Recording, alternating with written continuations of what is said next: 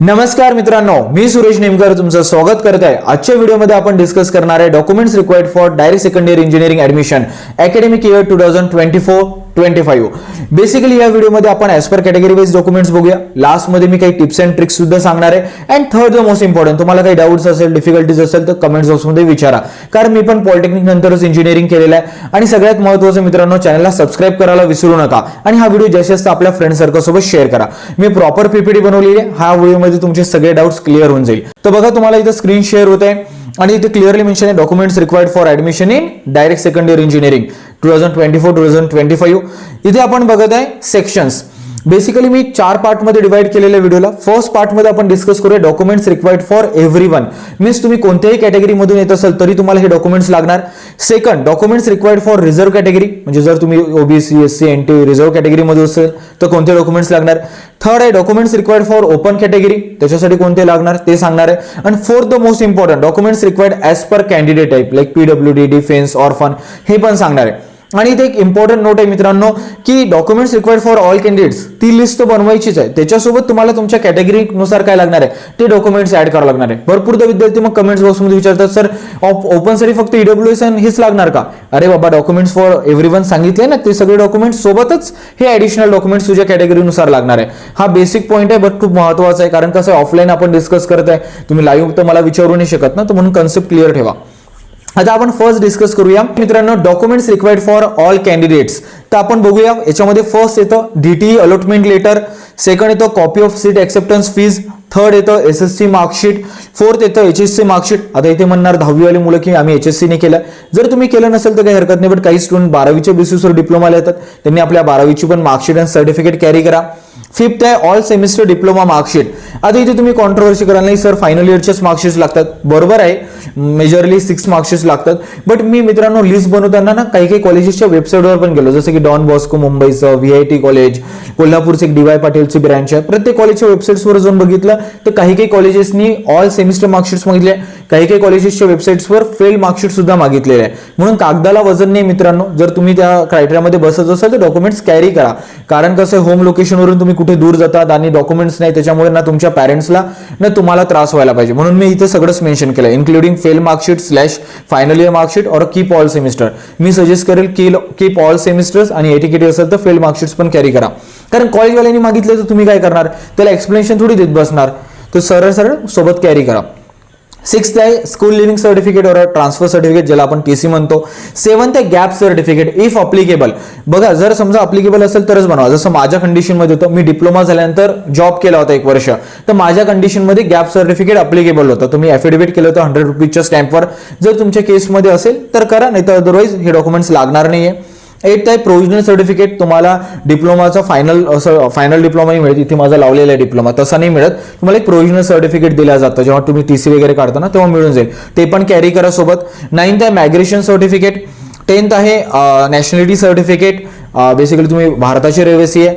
11th आहे आधार card, and 12th आहे income certificate, and 13th आहे डोमिसाइल सर्टिफिकेट इफ अप्लिकेबल. तर हे सगळे डॉक्युमेंट्स तुमच्याकडे असायला पाहिजे. आता आहे documents required for reserve category. हे खूप जास्त महत्त्वाचं आहे.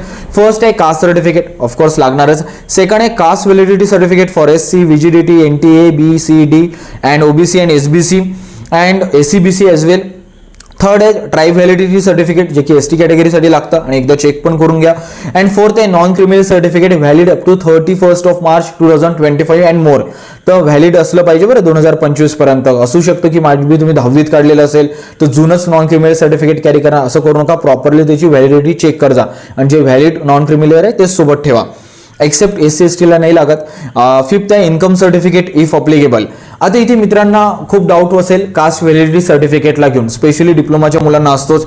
तर बघा मित्रांनो, मी ऑफिशियल वेबसाईटवर पण बघितलं, तिथे पण इम्पॉर्टंट गाईडलाईन्समध्ये लिहिलं होतं की जर तुमच्याकडे कास्ट व्हॅलिडिटी सर्टिफिकेट नसेल तर कॅप अलॉटमेंट 3च्या अगोदर सबमिट करणं आवश्यक आहे. नाही केलं तर ऍडमिशन पण कॅन्सल होऊ शकतं किंवा जनरल ओपनमध्ये पण तुमची कॅटेगरी कन्व्हर्ट होऊ शकतं. आणि हाच पॉईंट मी तिथलं एसएस स्क्रीनशॉट तो इथे क्रॉप करून लावलेला आहे. First point.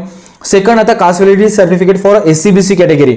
तर तुमच्यासाठी आय गेस मुदत वाढवलेली आहे सबमिट करण्यासाठी डॉक्युमेंट्स, तर ताण घेण्याची गरज नाही, कारण त्यांनी पण तिथं मेन्शन केलेलं आहे. आलं लक्षात? जर डाऊट्स असेल तर स्क्रीनशॉट काढा, काही अडचण नाही. आता हे documents required for open category. तर बेसिकली ओपन कॅटेगरीला खूप जास्त मेजर डॉक्युमेंट्स नाही लागत. इकॉनॉमिकली विकर सेक्शनच्या कॅन्डिडेट टाईप असेल तर EWS सर्टिफिकेट लागेल, इन्कम सर्टिफिकेट लागेल आणि ट्राय करा की याचे जे इन्कम्स आहे ते मॅच झालं पाहिजे मेजरली, है ना. खूप जास्त तफावत किंवा डिफरन्स नको असायला पाहिजे. यानंतर येतं special documents required as per candidate type. Basically काही स्टुडंट्स असं जे PWD मधून अप्लाय करतात, जसं पर्सन विथ डिसेबिलिटी कॅन्डिडेट्स, अशा विद्यार्थ्यांना ऑथराइज कॉम्पिटंट जे असतात किंवा कॉम्पिटंट ऑथॉरिटी जी असतात त्यांच्याकडनं इश्यूड सर्टिफिकेट असायला पाहिजे. तुम्ही ते रीड करू शकता पूर्ण. सेकंड आहे सर्टिफिकेट फॉर ऑर्फन कॅन्डिडेट्स. यांच्यासाठी पण एक ऑर्फन सर्टिफिकेट असलं पाहिजे आणि ते इश्यू केलं पाहिजे कॉम्पिटंट ऑथॉरिटी, म्हणजे जे ऑथराइज पर्सन आहे त्यांनीच करायला पाहिजे. थर्ड आहे महाराष्ट्र स्टेट टाईपी. हे म्हणजे काय, जे लोक महाराष्ट्र आणि कर्नाटकाच्या बॉर्डरवर राहतात आणि डिस्प्युटेड एरिया आहे अशा स्टुडंट्सला starting at the mother tongue of the candidate is Marathi, performer Jeevan. तर ते तुम्ही जर येत असाल तर नक्की हे रीड करून घ्या. डिफेन्समध्ये बघा, डिफेन्समध्ये ना 3 टाईपचे डिफेन्स आहे, डिफेन्स 1, 2, 3. तर तुम्ही ते रीड करू शकता. परफॉर्मा सी आणि परफॉर्मा ई वगैरे लागतं आणि याचा स्क्रीनशॉट सुद्धा काढू शकता जर तुमचं कॅन्डिडेट टाईप डिफेन्स असेल तर. आता हे होते मित्रांनो डॉक्युमेंट्स. आता इथे मी तुम्हाला की नोट्स किंवा काही कन्क्लुजन करणार आहे. सगळ्यात महत्त्वाचं, at least 3 set of Xerox copy तुम्ही कॅरी करा, फर्स्ट पॉईंट. सेकंड, सगळे डॉक्युमेंट्स ओरिजिनल लागणार आहे तर ओरिजिनल डॉक्युमेंट्स कॅरी करा सोबत. Third, the most important, passport size photograph स्वतःसोबत ठेवा कारण ते पण लागणार आहे. थर्ड अँड फोर्थ, एक सगळ्यात महत्त्वाचं, सगळे डॉक्युमेंट्स काय करा, स्कॅन करून आपल्या मेल ID वर घेऊन ठेवा, सेफर साईडसाठी first point. Second, mail ID वर घेताना ते डॉक्युमेंट्स व्हॉट्सअपवर पण आपल्या मम्मी पप्पा बहीण भाऊ थोडं शेअर करून ठेवा, जेणेकरून जर तुमचा मोबाईलचा काही इश्यू झाला, काही झाला तर त्यांच्याकडनं घेता येते. मेल IDचा पासवर्ड वगैरे लक्षात असू द्या. आणि थर्ड, द मोस्ट इम्पॉर्टंट, सगळे डॉक्युमेंट्स हे अपडेटेड असले पाहिजे. Specially income certificate, non criminal certificate, यांची व्हॅलिडिटी वगैरे चेक करा आणि व्हॅलिड डॉक्युमेंट्सच सोबत कॅरी करा आणि प्रॉपरली फाईलच बनवून घ्या, असं माझं सजेशन राहील. आणि सगळ्यात लास्ट महत्त्वाचं आहे की तुम्ही ऑफिशियल वेबसाईटवर जा, प्रत्येक गोष्ट क्रॉस व्हेरीफाय करा कारण हा तुमच्या करिअरचा प्रश्न आहे. जर तुम्हाला काही पण डाऊट्स असेल, काही डिफिकल्टीज असेल तर कमेंट बॉक्समध्ये विचारायला विसरू नका. आणि आपल्याला अजून कॅप 2 कॅप 3 साठी जायचं आहे, आपला जर्नी अजून कुमार आहे पुढे. तर म्हणून चॅनलला सबस्क्राईब करा मित्रांनो. जेवढ्या पण इम्पॉर्टंट लिंक्स आहेत ते डिस्क्रिप्शन बॉक्समध्ये तुम्हाला मिळून जाईल.